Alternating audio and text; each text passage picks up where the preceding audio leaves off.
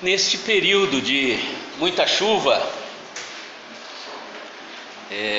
o rio Mogi Guaçu está bem cheio, pelo menos lá na cidade onde eu moro, tem uma pedra que é a minha referência. Quando aquela pedra sumiu, é um bom sinal. Está chovendo muito na cabeceira do rio e até na cidade, e eu creio que aqui para nós também, em Porto Ferreira, Deus tem derramado chuvas e bênçãos. E nesse período de chuva, nós vamos perceber que as manchetes, elas sempre são as mesmas. Você vai perceber isso, as regiões são as mesmas, as cidades são as mesmas, as ruas são as mesmas e as pessoas são as mesmas, que vivem sofrendo em consequência, não simplesmente da chuva, mas a chuva não é o problema. A gente encontra um problema que está por trás de tudo isso, que chuvas são bênçãos, e porque somado também à chuva, como se não bastasse a consequência pela má administração de nossos governantes, pessoas sofrem em consequência da chuva, e como se não bastasse, somando a isso, nós estamos aí enfrentando um outro problema delicado que recebeu o nome de febre amarela. Mas a gente vai perceber também que não são somente as manchetes das chuvas, como se não bastasse, mas alguns algarismos na soma nós vamos nos deparar com outras manchetes preocupantes. Corrupção. E o que é corrupção? Um pouquinho sobre a corrupção a gente vai perceber. Na verdade, a corrupção, ela não é apenas um problema partidário, porque às vezes nós imaginamos que a corrupção ela é um problema de partidos políticos. Não, ela é um problema que vai muito além disso. Nós sabemos então que a corrupção não é somente um problema partidário, de partido político.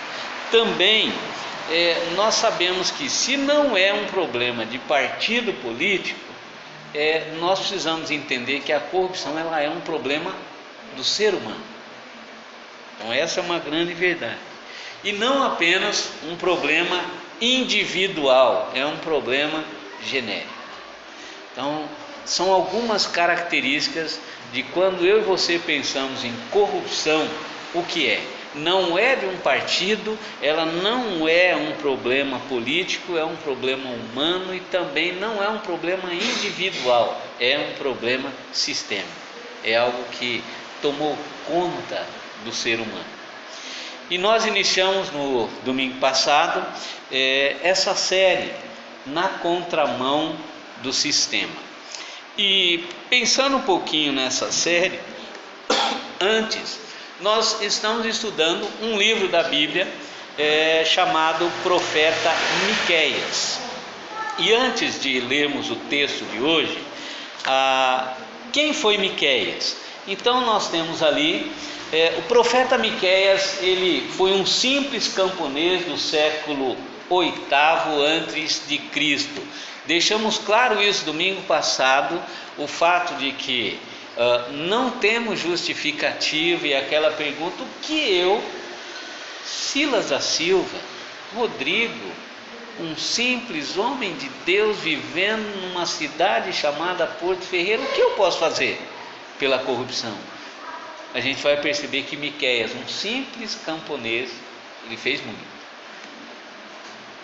Miqueias também era um ancião de uma pequena vila de Moraste-Gate. Vimos que essa cidade ela pertence a uma região, e toda vez que se lembra nessa cidade nós lembramos da Filisteia. e era uma região onde marcou na história aquele grande e pequeno conflito, ou seja, o gigante Golias e Davi. E ficou marcado isso na história, porque todas as vezes que pensava em alguém dessa região, vinha à memória, ali Davi derrotou Golias. Então era um momento e era uma cidade que sempre quando se pensava nela, era uma cidade que sempre se pensava nela com conflito militar. Vemos que Miqueias foi chamado por Deus para atuar como profeta. Naquele momento histórico, ser profeta não era tão diferente nos dias de hoje. Havia muitas ofertas para os profetas. Logo, o profeta de Deus falava em nome de Deus e era o porta-voz de Deus. No entanto, existia também profetas que falavam não em nome de Deus e falavam tão somente para agradar homens. Enfim, nós vimos que Miqueias era um inimigo da idolatria e da corrupção. Por isso, Miqueias era um homem que viveu naquilo que eu e você já sabemos, na contramão do sistema. Dois pecados que andam de mãos dadas: corrupção e idolatria, andam sempre juntos. Então, são dois pecados assim, bem encantadores e atrativos. Então a mensagem de Miqueias é uma mensagem muito oportuna para nós nesta noite. Abra sua Bíblia, ou se você quiser ler comigo aqui, Miqueias capítulo 2 e capítulo 3, é o texto que nós vamos conversar esta noite. Miqueias capítulo 2, a princípio, diz assim a palavra de Deus: ai daqueles que planejam maldade, dos que tramam o mal em suas camas. Deixa eu ficar mais próximo aqui. Quando alvoreça, eles o executam, porque isso eles podem fazer. Cobiçam terrenos e se apoderam deles, cobiçam casas e as tomam. Fazem violência ao homem e à sua família, a ele e aos seus herdeiros. Portanto, assim diz o Senhor: estou planejando contra essa gente uma desgraça, da qual vocês não poderão salvar. Vocês já não vão andar com arrogância, pois será tempo de desgraça. Naquele dia, vocês serão ridicularizados, zombarão de vocês com esta triste canção: estamos totalmente arruinados, dividida foi a propriedade do meu povo, ele tirou-a de mim, entregou a invasores as nossas terras. Portanto, vocês não estarão na Assembleia do Senhor para a divisão da terra por sorteio. Não preguem, dizem os seus profetas, não preguem acerca dessas coisas, a desgraça não nos alcançará, ó descendência de Jacó. É isto que está sendo falado. O Espírito do Senhor perdeu a paciência. É assim que ele age. As minhas palavras não fazem bem àquele cujos caminhos são bons, mas ultimamente, como inimigos, vocês atacam o meu povo. Além da túnica, arrancam a capa daqueles que passam confiantes como quem volta da guerra.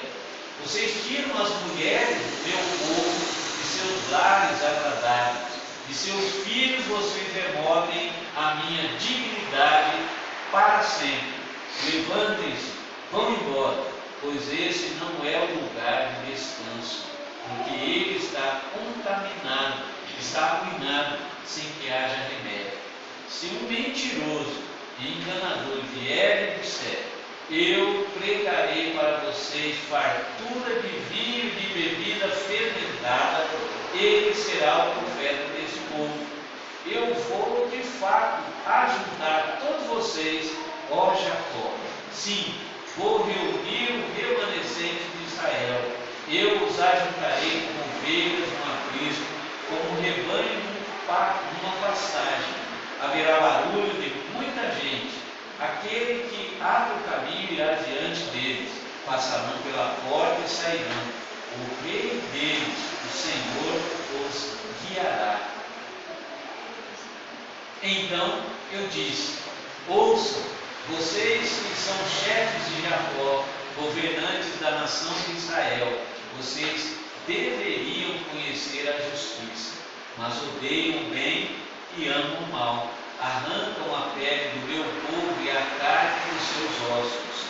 Aqueles que comem a carne do meu povo arrancam a sua pele, despedaçam os seus ossos e cortam-no como se fosse carne para a panela. Um dia clamarão ao Senhor, mas Ele não lhes responderá. Naquele tempo Ele esconderá deles o rosto por causa do mal que eles têm feito. Assim diz o Senhor aos profetas que fazem o meu povo desviar-se. Quando lhes dão o que mastigar, proclamam paz, mas proclamam guerra santa contra quem não lhe enche a boca. Por tudo isso, a noite virá sobre eles, noite sem visões, haverá trevas sem adivinhações. O sol se porá para os profetas e o dia se escurecerá para eles. Os videntes ficarão envergonhados e os adivinhos constrangidos. Todos cobrirão o rosto, porque não haverá resposta da parte de Deus. Mas, quanto a mim, graças ao poder do Espírito do Senhor, estou cheio de força e de justiça, para declarar a Jacó a sua transgressão e a Israel o seu pecado. Ouçam isto, vocês que são chefes de descendência de Jacó, governantes da nação de Israel, que detestam a justiça e pervertem tudo que é justo, que constroem Sião com derramamento de sangue e Jerusalém com impiedade. Seus líderes julgam a troco de suborno, seus sacerdotes ensinam por lucro, e seus profetas adivinham em troca de prata. E ainda se apoiam no Senhor, dizendo: o Senhor está no meio de nós, nenhuma desgraça vai nos acontecer. Por isso, por causa de vocês, Sião será arrasado como um campo, Jerusalém se tornará um monte de entulho, e a colina do templo um matagal. Nós vemos que esse texto, a maioria dos estudiosos vão definir Miqueias capítulo 2 e capítulo 3 como sendo um oráculo. E para a gente entender o que é um oráculo, oráculo nada mais é do que mensagens completas. Ou seja, você percebe que um oráculo, ele vem exatamente com uma mensagem que não vai faltar nada da parte de Deus. Como você queira, é uma mensagem bíblica completa. Logo, nós temos em Miqueias 2 e 3 uma mensagem completa. Vamos saber por quê. Contém sempre uma denúncia e uma ameaça. Oráculo de Miqueias 2 e 3, você vai perceber que Miqueias vai apresentar para nós sempre uma denúncia e, consequentemente, ele vai apresentar uma ameaça. Trazem Deus à consciência humana. Uma das funções de um oráculo é trazer à nossa memória o que às vezes nós esquecemos, ou seja, às vezes esquecemos de que Deus se importa com tudo. Imaginamos que, onde está Deus? Nesse momento de crise, o oráculo nos traz à memória a consciência humana de que Deus está atento a tudo. E por fim, o oráculo também visa o arrependimento e a transformação. São esses os objetivos dos oráculos. Encontramos em Miqueias, então, 3 oráculos. Vamos pensar um pouquinho no primeiro oráculo, que vai do versículo 1 ao versículo 5. E o primeiro oráculo de Miqueias é exatamente contra os poderosos. Versículos 1 e 2, olha o que Miqueias diz: ai daqueles que planejam maldade, quando alvorece eles o executam, cobiçam terrenos e se apoderam deles, fazem violência ao homem e à sua família, a ele e aos seus herdeiros. Eu fiz questão de destacar essas 3 palavras aí, que esse primeiro oráculo vai apresentar para mim e para você agora a primeira denúncia. E qual é essa denúncia? É exatamente contra homens e mulheres que detêm o poder. Qual é essa denúncia que esse oráculo apresenta? Ai daqueles poderosos, aquele primeiro slide ainda, ai dos poderosos, eles planejam. Essa palavra é muito interessante aqui, porque os poderosos, esses que detêm o poder, eles já têm a mente cauterizada. O que acontece? Esse planejar aqui não é só um desejo. O que eles fazem? Eles desenham uma estratégia. Isso é muito interessante. Eles fazem planos. Eles planejam de tal forma, porque eles querem, para ter mais e mais, eles traçam toda uma estratégia. Isso desperta a nossa atenção. Ou seja, os poderosos dos nossos dias, eles não estão preocupados com ninguém, eles estão preocupados com eles mesmos. E Miqueias Miqueias exatamente ele vai apresentar essa primeira denúncia contra os poderosos, porque parece que Miqueias está presente nos nossos dias. Então você vai perceber isso daqui, que eles planejam, eles não estão preocupados comigo e com você, eles estão preocupados tão somente com eles mesmos. Mas também você percebe que eles cobiçam, têm desejos corrompidos, eles vão cobiçar. Na verdade, às vezes você pode imaginar, a riqueza é pecado? Não, a riqueza não é pecado. Mas onde está o pecado? O problema é a insatisfação. Esse é o grande problema.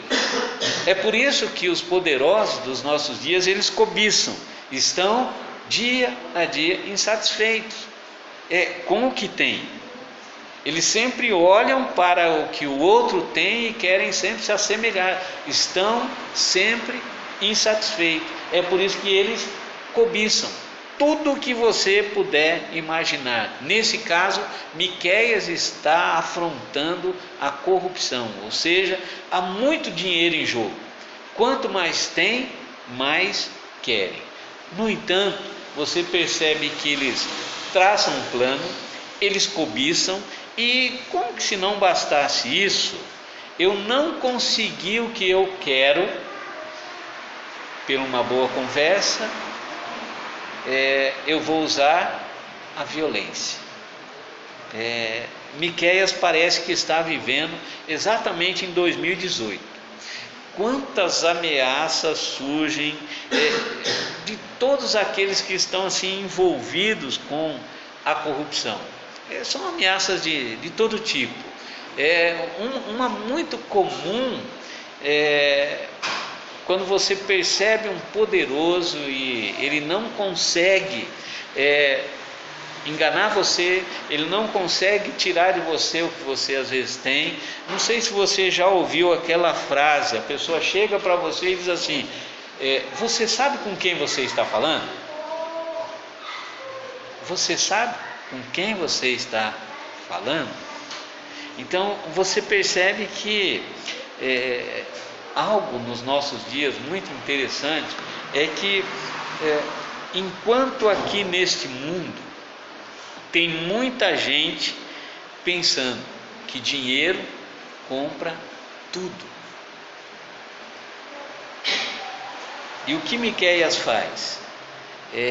Miqueias exatamente vai traçar aí essa primeira ameaça que ele apresenta, uma denúncia que Miqueias vai apresentar. Então existia um pessoal naquele momento histórico, que era um pessoal que estava planejando, era um pessoal que estava cobiçando e era um pessoal que estava usando a violência para conquistar tudo e todos. E aí Miqueias então vai apresentar uma ameaça. Qual é a ameaça que Miqueias apresenta? Os versículos 3 e 4, olha o que Miqueias diz: estou planejando contra essa gente uma desgraça.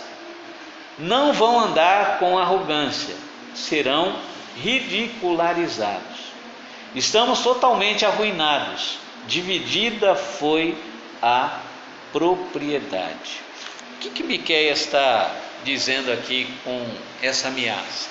Ele vem como sendo um oráculo, ele apresenta uma denúncia. Agora ele vai e apresenta uma ameaça. Qual é a ameaça? Você percebe que existe um conflito com Deus. É um conflito com Deus. E uma coisa que às vezes nós esquecemos, e que o pessoal lá da época de Miqueias esqueceu, e muitos hoje têm se esquecido: com Deus não se brinca. O pessoal esqueceu disso. Os corruptos dos nossos dias esqueceram disso. Com Deus não se brinca. Que o que Miqueias está dizendo aí, nessa ameaça que ele apresenta, vocês conseguiram, vocês homens poderosos, vocês corruptos, conseguiram atrair a ira de Deus. Vocês conseguiram atrair a ira de Deus. E aí Miqueias ele vai dizer: olha, vocês estão planejando contra essa gente, e eu aqui de cima estou vendo, só que vocês não imaginam, eu estou planejando também contra vocês, corruptos, uma desgraça. Olha como que a ameaça vinda da parte de Deus contra os poderosos corruptos dos nossos dias é algo pesado, porque o conflito é com Deus, e com Deus não se brinca. O profeta ele vai dizer que vai acontecer aí uma vergonha com essas pessoas. Eles vão ser envergonhados. Vocês poderosos, Deus vai humilhar vocês. Porque às vezes a gente olha muitas reportagens na televisão, a gente fica abismado. A pessoa é corrupta, ela vai para a cadeia, encontra-se um dispositivo na lei, ela sai e continua do mesmo jeito. Ou o dinheiro é devolvido, ou parte do dinheiro é devolvido, e a gente nunca sabe para onde vai. Então você percebe que o que Deus fala aqui, ele vai causar uma vergonha para esse pessoal. Deus vai humilhar esse pessoal. E é uma questão de tempo. É uma questão de tempo. Olha a ameaça que o profeta faz. O que vai, volta. Você vai perceber. O problema, como já mencionei, não é ser rico. O problema é ter e querer ter mais e à custa do pobre. Esse é o grande problema. E é o que a gente encontra nisso, que recebe o nome do que? De corrupção. E é por isso que a palavra diz: o amor ao dinheiro é a raiz de todos os males. Não é o problema você ter. O problema é você querer ter além do que Deus já tem te dado, e pior ainda, como o que a gente presencia nos nossos dias. Gente sofrendo no hospital, morrendo porque não tem atendimento, crianças que não têm escola, pessoas sofrendo por causa das chuvas, nada é feito e a corrupção está aí. Então a gente percebe que Miqueias, ele vai apresentar uma denúncia e uma ameaça. Não esqueçam, poderosos. Deus está atento e vocês estão brincando com Deus. Mas o oráculo segue num segundo momento. Você vai perceber o segundo oráculo, que vai do capítulo 3, versículos 1 a 4 e do versículo 9 ao 12. Então eu destaco versículos 1, 2 e o versículo 11, que diz o seguinte: esse segundo oráculo é contra os governantes. O primeiro oráculo, você percebeu, é uma ameaça e é um oráculo que ele apresenta contra os poderosos. Então ele não falou no primeiro oráculo de governante ainda, ele falou só de homens e mulheres que detêm o poder, são homens e mulheres que têm dinheiro, são homens e mulheres que se enriqueceram à custa do pobre, no entanto, são cidadãos comuns. Agora o profeta vai apresentar tanto uma denúncia quanto uma ameaça também contra os governantes. E ele diz lá: então eu disse, ouçam vocês que são chefes de Jacó, governantes da nação de Israel, vocês deveriam conhecer a justiça, mas odeiam o bem e amam o mal. Arrancam a pele do meu povo e a carne dos seus ossos. Seus líderes julgam a troco de suborno. Naquele momento, só para você entender, o governo era o rei. Não existiam os três poderes: legislativo, executivo e judiciário. Logo, daquele tempo para cá, nós precisamos entender que a denúncia que Miqueias vai apresentar agora é contra legislativo, executivo e judiciário, contra os governantes mesmo. E o que Miqueias apresenta? Quais são as denúncias? Você percebe, vocês deveriam conhecer a justiça. Esse conhecer aí, aqui no texto, não é simplesmente entender a lei em si.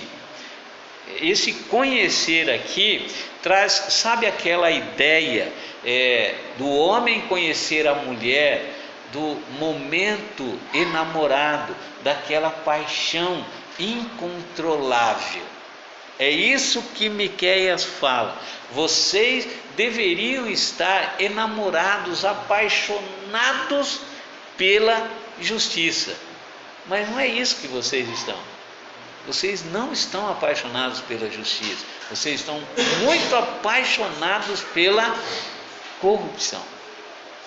Miqueias então segue dizendo: mas vocês odeiam o bem e amam o mal. Então é algo que acontece de uma forma muito velada. Ou seja, vocês sempre, governantes, sempre vocês estão querendo dar um jeitinho. E aquela moda do jeitinho brasileiro pegou já. Porque enquanto as leis, e existem assim leis importantes para serem aprovadas no Congresso, o que está acontecendo? O pessoal está engavetando as leis importantes, porque agora é época de eleição. Então o pessoal está preocupado agora não em aprovar leis importantes para o povo, está preocupado em levantar recursos para serem reeleitos, valores para a sua campanha. E depois, daqui a alguns anos, você vai perceber que todos os valores ou parte desses valores que foram levantados para que os nossos governantes sejam eleitos foram frutos de corrupção. E aí o profeta ainda diz: julgam a troco de suborno. É exatamente a corrupção. São os corruptos, sempre levando vantagem em tudo. Posso aprovar uma lei, mas sabe aquela ideia, qual é a vantagem? Qual a vantagem que eu levo? Vai ter alguma graninha por fora?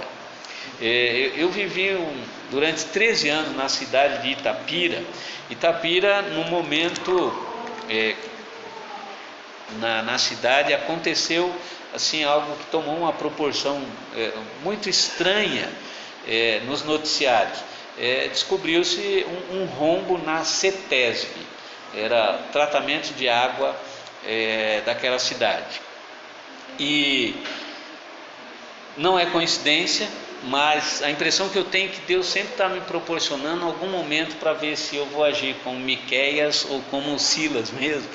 E a diretora da CETESB da cidade, ela era membro da igreja da qual eu era pastor. E chegou um momento onde não teve como, ela estava envolvida em toda a corrupção, e aquilo tomou uma proporção na cidade. E aí ela veio chorando: pastor, o que eu faço? Eu falei: o que você deve fazer? Primeiro, você denegriu a imagem da igreja. Segundo, infelizmente, você agiu de má fé. Então, há dois caminhos: você vai ser disciplinada e espera os fatos acontecerem. E até hoje, mesmo depois que eu vim para cá, durante 13 anos, ela sofrendo processos em consequência da corrupção, né? E são problemas que precisam ser tratados para que a igreja não sofra consequências de batatas podres no meio dela. E é triste, mas a corrupção ela é então um problema do ser humano. É por isso que diuturnamente eu e você precisamos clamar a Deus: Deus, me livre da corrupção. É muito interessante isso. No domingo em que eu comecei a série, até eu disse para a Marlene: eu preciso contar a bênção para os irmãos. No domingo passado eu comecei a série, e à noite falamos e conversamos aqui sobre corrupção. Na segunda-feira, 9 horas da manhã, o proprietário da imobiliária da qual a casa que a gente mora é alugada, ele ligou e disse assim: oi Silas, tudo bem? Olha, está chegando a época para declarar imposto de renda, e aí? Como que a gente pode fazer? Não tem como, sim, dar um jeitinho, questão aluguel, você sabe como que é, né? Ele não me conhece. Aí eu falei para ele: olha, não sei se você sabia, mas eu sou pastor da igreja presbiteriana. Então, infelizmente, o que eu tenho para dizer para você eu não sou corrupto.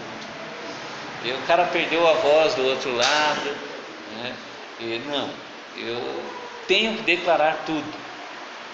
E é lógico, aí eu usei uma expressão assim, né, para colocar a minha instituição em cima disso: olha, se eu não declarar imposto de renda, eu vou ser disciplinado na minha extensão, na minha instituição. Só que eu falei isso, né, porque até hoje eu não vi nenhum pastor ser disciplinado porque não declarou imposto de renda. E tem muito pastor presbiteriano que não declara imposto de renda, mas é a consciência de cada um. Eu opto em seguir o caminho de Miqueias, e você vai perceber que vai existir um momento aí que Miqueias vai apresentar denúncia até mesmo contra líderes religiosos. Agora ele está apresentando aí a denúncia contra os governantes. Ele apresenta a denúncia, agora no mesmo oráculo ele vai apresentar as ameaças. Quais são as ameaças agora? Olha o que diz versículos 4 e 12: clamarão ao Senhor os governantes, mas ele não lhes responderá. Ele esconderá deles o rosto por causa do mal que ele tem feito. Jerusalém se tornará um monte de entulho, e a colina do templo um matagal. O que Miqueias está dizendo? Simples: o afastamento de Deus já está acontecendo. Em momentos difíceis, os nossos governantes que hoje agem de má fé, que tiram o dinheiro do pobre, do trabalhador, ou seja, através da corrupção, vai chegar um momento que eles vão chegar à conclusão: não, nós precisamos de Deus. Só que eles vão clamar a Deus, mas Deus não vai ouvir. É a ameaça que o profeta faz. Pode ser que tem muitos já dos nossos governantes que se perderam no caminho, estão exatamente nesse momento clamando a Deus, mas Deus não vai ouvir. É estranho, mas é a ameaça que o profeta apresenta, e é uma ameaça para os nossos dias. E um outro detalhe: destruição do poder. Olha aqui, o profeta diz: clamarão, Deus não vai responder, Ele vai esconder o rosto deles por causa do mal que eles têm feito. Jerusalém se tornará um monte de entulho, e a colina do templo um matagal. Vai chegar um momento que eles não terão mais o poder, eles perderão todo o controle do país. Ou seja, eu não sei, época de eleição, mas o que Miqueias está dizendo aqui, trazendo para os nossos dias, esse pessoal todo, os corruptos governantes, vão perder os seus palanques. Muita gente, por mais que vai investir, não serão eleitos, porque Deus está atento ao clamor do seu povo, não dos governantes corruptos. Mas Miqueias, ele apresenta então aí um terceiro momento no seu oráculo. Qual é o terceiro momento do oráculo que Miqueias apresenta? Agora, contra os profetas mercenários. Percebe que Miqueias, ele traz no seu oráculo um pacote, né? Os ricos e poderosos, os governantes corruptos. Agora Miqueias vem falar para minha classe também. O que ele diz para a minha classe? Ou seja, Miqueias vai falar sobre os profetas. Até aí a minha classe. No entanto, Miqueias apresenta um oráculo contra os profetas mercenários. O que ele diz? Não preguem acerca dessas coisas, a desgraça não nos alcançará. Quando lhes dão o que mastigar, proclamam paz. Além da túnica, arrancam a capa daqueles que passam. Eu pregarei para vocês fartura de vinho e de bebida fermentada. Os profetas mercenários, eles, nesse momento, eles brigam e vão discutir com Miqueias. Eles vão falar o que para Miqueias? Miqueias, para de ficar falando sobre isso. Tudo isso que você está dizendo que Deus vai fazer, Miqueias, isso não vai acontecer. Isso não vai acontecer. Esquece. Deus não está preocupado com o seu povo. O que você fala não procede, não vai acontecer. E aí Miqueias então vai apresentar algumas denúncias para esses profetas mercenários. Quais são as denúncias que Miqueias vai apresentar? Você percebe que eles são homens interesseiros, tá? Eles são homens interesseiros. A noite virá sobre vocês, noite sem visões, haverá trevas, o sol se porá para os profetas, os videntes ficarão envergonhados e os adivinhos constrangidos. Todos cobrirão o rosto, porque não haverá resposta da parte de Deus. Primeira coisa que Miqueias vai apresentar é que esses profetas mercenários, eles são interesseiros. E Miqueias parece estar vivendo nos dias de hoje. E como tem religiosos interesseiros, como tem padre interesseiro, como tem pastor interesseiro, como tem muita gente, né, que tem pregado por aí, mas tudo pregam por interesse, por dinheiro fazem tudo, ou seja, vendem a mensagem de Deus. E como que se vende a mensagem de Deus? O que vocês querem ouvir hoje? Vocês querem continuar ouvindo sobre corrupção? Ou vocês querem ouvir sobre prosperidade? A mensagem ela é fácil vender. Vocês querem ouvir sobre bênção hoje? Ou vocês querem continuar ouvindo só sobre corrupção? Então você percebe que esses homens, esses falsos profetas, eles são interesseiros. Eles são não só interesseiros, mas eles são usurpadores também. Eles não têm coração. O amor é só um argumento. Eles não estão preocupados com o rebanho. Eles estão preocupados com o que o rebanho tem e o que o rebanho pode oferecer. Assim é o profeta que Miqueias vai apresentar. E o que vocês têm, segundo Miqueias fala, eles vão arrancar. Então percebe, parece que Miqueias está vendo o tempo que a gente vive. Se você tem uma capa, eles arrancam a capa e vão além disso.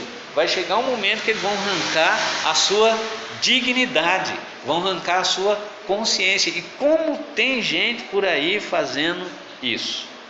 Eu não sei, talvez você pode não concordar aqui com o que eu vou dizer, mas eu creio que o dízimo é bíblico. Eu creio que o dízimo é bíblico. E é dever do verdadeiro discípulo de Cristo separar a primícia. Dízimo é bíblico. Mas eu gostaria que você ouvisse essa história.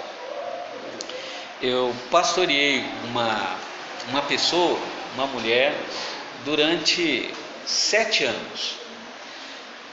E psicóloga, funcionária pública, aposentada. E um domingo essa mulher entra na igreja, ela participa do culto, ela saiu antes de terminar e foi embora. Eu perguntei para alguns diáconos, você viu aquela pessoa? Eu vi, tá, mas ela já foi e tal. No domingo seguinte ela estava lá, né, participou do culto e tal, saiu e foi embora. No domingo seguinte ela voltou e ela já iniciou uma conversa com algumas pessoas e assim foi.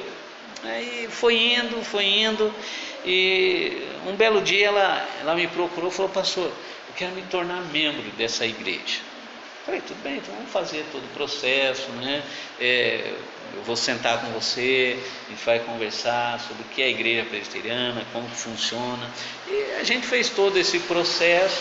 Ela participou da classe e tal, se batizou, se tornou membro da igreja e já no mês seguinte o tesoureiro me procurou e disse: pastor, olha, o dízimo, graças a Deus, foi, né?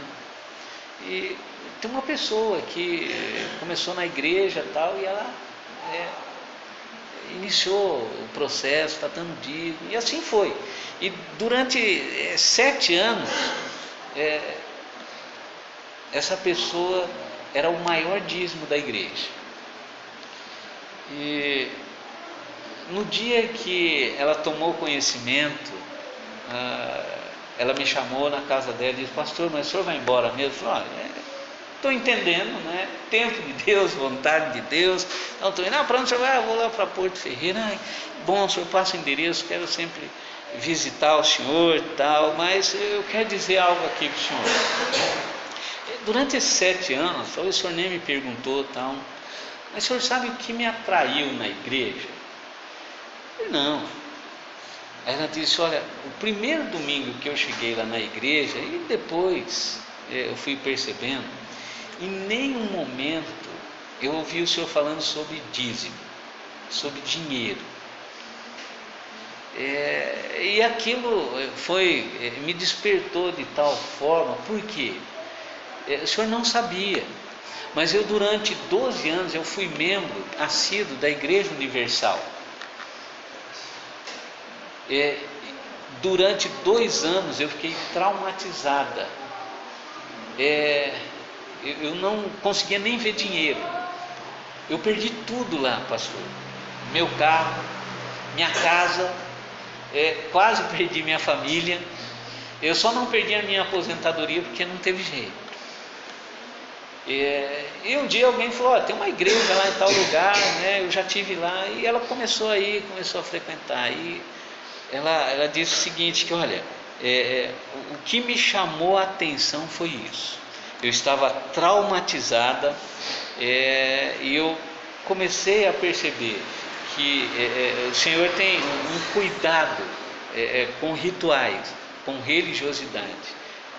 Eu me lembro que o Senhor falou para mim sobre dízimo, mas em nenhum momento no culto o Senhor sempre tinha essa cautela em deixar claro, e não se tratava, era algo individualmente, pessoalmente. Isso foi muito gratificante, exatamente porque a gente vive num momento onde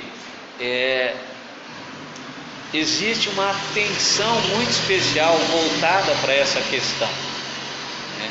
Muitos profetas charlatões, mentirosos, em que ele está de olho no que você tem, não na sua pessoa, em quem você é, mas o que você pode oferecer financeiramente para a minha comunidade. E a gente tem que tomar cuidado com isso. E o que o profeta vai dizer é que esses homens, os falsos profetas, eram mentirosos. E é interessante isso, porque os melhores profetas são aqueles que pregam prosperidade. E as igrejas com o maior número de pessoas hoje são aquelas que pregam prosperidade. E o profeta vem e apresenta exatamente isso. Pessoal, cuidado. Quais são as ameaças? Versículos 6 e 7 diz assim: a noite então virá sobre vocês, noite sem visão, haverá trevas, o sol se porá para os profetas, os videntes ficarão envergonhados e os adivinhos constrangidos, todos cobrirão o rosto, porque não haverá resposta da parte de Deus. Aí está as ameaças que o profeta faz. Primeira ameaça é que ele vai dizer que vai existir uma perda de transcendência. O que é a perda de transcendência? Existe uma autora chamada Adélia Prado, e certa vez ela escreveu dizendo assim: às vezes Deus me castiga, olho pedra e vejo pedra mesmo. Sabe o que é tirar a transcendência? É a pessoa não ver beleza mais em nada. Ela não consegue mais vislumbrar a glória de Deus. Ela não vê nada. Não existe beleza. Então, perceba que a ameaça que Miqueias faz contra os falsos profetas, os profetas mentirosos, é exatamente essa. Deus vai tirar deles essa transcendência. Eles não vão mais conseguir enxergar beleza em nada. Eles fizeram muito as pessoas sofrerem, e vai chegar um momento onde Deus vai tirar deles. Olha, eles vão olhar para tudo e para todos, não vão encontrar beleza alguma. O versículo também diz que a destruição que vai acontecer com esses falsos profetas da admiração. E é uma coisa que o falso profeta e o político gostam, serem admirados. Vai chegar um momento onde esses falsos profetas não vão ser mais admirados por ninguém. Ninguém mais vai admirar. Eles vão perder essa admiração. E o que mais esses homens e mulheres dessas igrejas gostam é de serem admirados. Mas a gente percebe que a próxima transparência vai trazer algo muito interessante. Os oráculos eram panfletos distribuídos lá na cidade de Miqueias. Então os panfletos de Miqueias possuíam apenas oráculos de denúncia e ameaça. essa é uma pergunta que a gente precisa responder. Será que existem somente denúncias e ameaças contra os homens poderosos, os governantes e os falsos profetas? Os oráculos também vão apresentar um detalhe muito interessante. Dá uma olhadinha nisso. Você vai perceber, olha o capítulo 2, versículos 2 e 13. Há ainda nesse oráculo uma promessa de salvação, ou seja, nem tudo está perdido. Por mais que os nossos governantes não são ouvidos por Deus, mas Deus ainda ouve o seu povo. É a nossa oração que pode ser ouvida. Eu vou de fato ajuntar todos vocês, ó Jacó. Sim, vou reunir o remanescente de Israel. Eu os ajuntarei como ovelhas num aprisco, como um rebanho numa pastagem. Haverá barulho de muita gente. Aquele que abre o caminho irá diante deles. Passarão pela porta e sairão. O rei deles, o Senhor, os guiará. Pensem bem, esse último oráculo é bem voltado para mim, né? Profeta. E aí? O Senhor, será que se preocupa também comigo? Com você, com os governantes, com os homens e mulheres poderosos? Você vai perceber o que o texto vai apresentar. Olha o que o texto apresenta. Além dessa promessa de salvação, você vai perceber que o profeta Miqueias, ele reporta através do tempo ao evangelista João.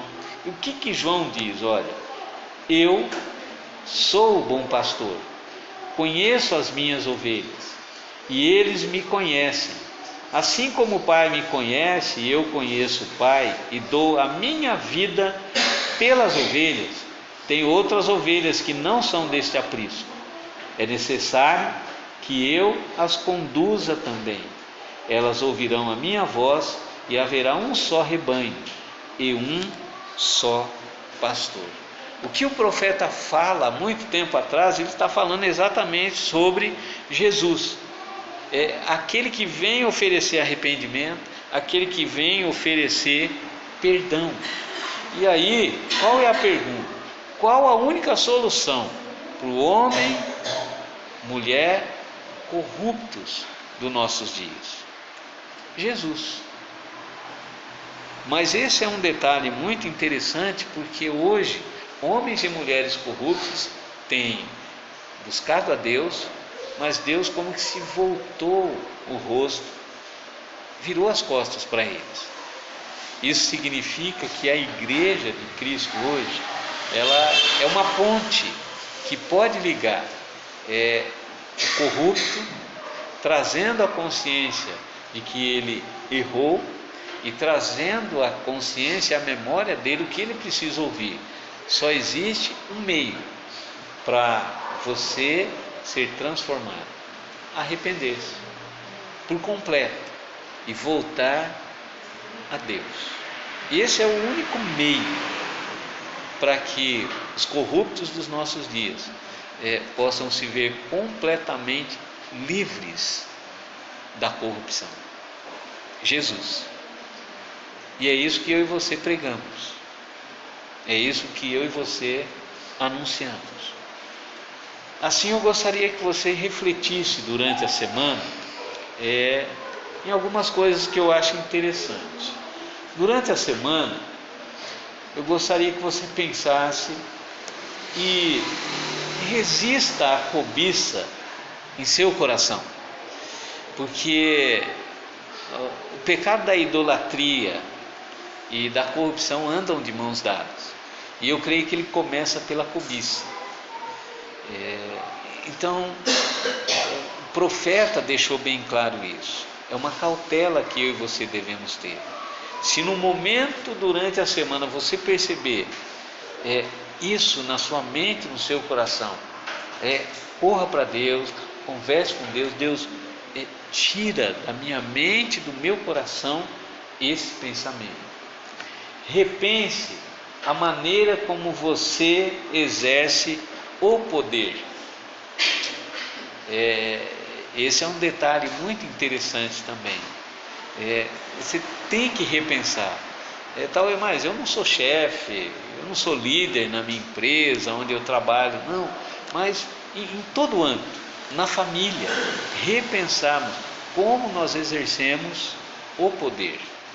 Porque da forma com que às vezes exercemos o poder, portas podem se abrir para outras questões que vai me levar a caminhos muito preocupantes que o profeta denunciou aqui nessa noite. E por último, repense sua espiritualidade. O que é repensar a espiritualidade? Nunca pense que Deus está de folga em algum momento, principalmente quando você está fazendo aquilo que desagrada a Ele. Então a gente tem que pensar, como a Ana mencionou, o que é espiritualidade? A espiritualidade não é estar aqui, a gente levantar a mão, dar piruleta, isso, e chorar, não. A espiritualidade é um estado de relacionamento profundo com Deus e saber que Deus está presente em todos os momentos da nossa vida. Espiritualidade é você saber que Deus não somente está aqui, está lá com você no seu trabalho, na sua casa, na escola onde você estuda. Então repense a sua espiritualidade. Então 3 lições básicas aí a partir da mensagem que nós ouvimos, que eu gostaria que você pensasse durante a semana. E começando a pensar desde já, eu quero convidar você para nós fazermos uma oração, a última oração, de forma cantada, e que você percebesse o que trata essa oração. É uma oração minha, uma oração sua, e eu creio que de uma forma sincera, essa oração vai ser muito útil para mim e para você durante essa semana. O nome é Oração Noturna. Eu gostaria que você ficasse em pé e juntos nós vamos cantar esta oração. Então uma oração cantada.